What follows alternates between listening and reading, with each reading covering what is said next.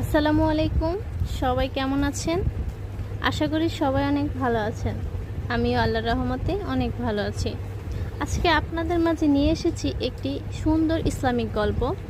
গল্পটি হচ্ছে স্বামী স্ত্রীর প্রতি বিশ্বাস রাখার ফল। ছিল এক দম্পতি, আব্দুল্লাহ ও আয়েশা। তারা আল্লাহর প্রতি গভীর ঈমান রাখত, তবে সংসারের ছোটোখাটো ব্যাপারে মাঝে মাঝে ভুল বোঝাবুঝি হতো। একটি গ্রামের বাজারে গুজব ছড়ালো যে আয়েশা নাকি পর্দা ঠিকমতো মানে না। অনেকেই আব্দুল্লাহকে উস্কানি দিল, তোমার স্ত্রীকে নিয়ন্ত্রণ করো, না হলে লোকজন খারাপ বলবে। কিন্তু আব্দুল্লাহ ধৈর্য ধরলেন।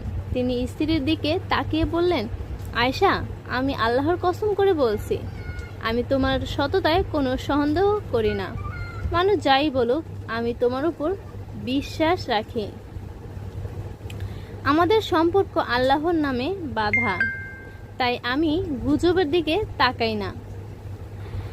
স্ত্রী কান্নায় ভেঙে পড়লেন। সে বলল, তুমি আমার প্রতি যে আস্থা দেখালে আল্লাহর কাছে আমি দোয়া করি যাতে আল্লাহ তোমার জন্য জান্নাতের দরজা খুলে দেয়।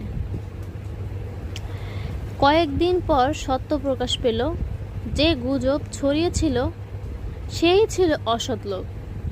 সে আসলে চাইছিল না যে তারা দম্পতি জীবন তারা সুখের হোক, তারা ভালো থাকুক। সবাই বুঝলো আয়েশা ছিলেন পর্দাশীলা ও সৎ।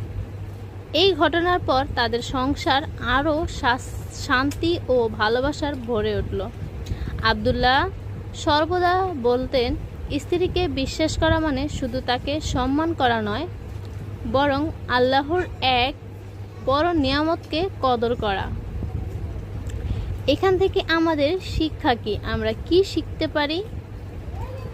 আমরা এখান থেকে শিখতে পারি, স্ত্রীর সম্পর্ক বিশ্বাস ও আস্থার উপর দাঁড়িয়ে থাকে। সন্দেহ দাম্পত্যকে ভেঙে দেয়, আর বিশ্বাস দাম্পত্যকে জান্নাতের বাগানের মতো সুন্দর করে তোলে।